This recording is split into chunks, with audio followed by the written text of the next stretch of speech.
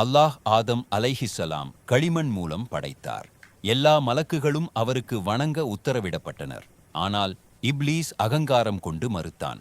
அகம்பாவம், பெருமை அல்லாஹ்வுக்கு விரோதமானது. பணிவும் கீழ்ப்படிதலும் முக்கியம்.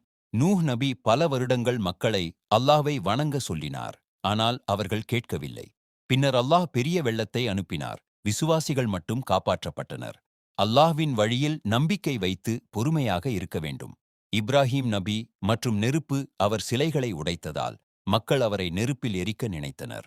ஆனால் அல்லாஹ் நெருப்பை குளிர்ச்சியாக மாற்றினார். உண்மைக்காக தைரியமாக நிற்பவரை அல்லாஹ் காப்பாற்றுவார்.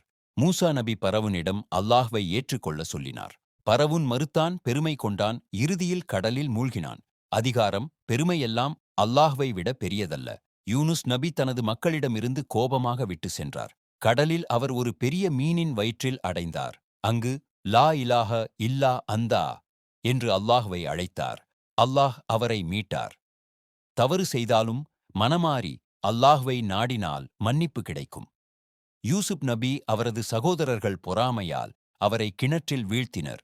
பின்னர் அடிமையாக விற்கப்பட்டார். ஆனால் அல்லாஹ் அவரை எகிப்தின் பெரிய அமைச்சராக உயர்த்தினார். பொறுமையும் நம்பிக்கையும் இருந்தால் அல்லாஹ் நம் நிலையை உயர்த்துவார். அறிவு காணொளிகளை அறிந்து கொள்ள லைக் செய்யுங்கள், சப்ஸ்கிரைப் பண்ணுங்கள், ஷேர் பண்ண மறந்துடாதீங்க. இது போன்ற ஆழமான தலைப்புகளை உங்கள் நண்பர்களுடனும் பகிர்ந்து அனைவருக்கும் பயனடையச் செய்யுங்கள்.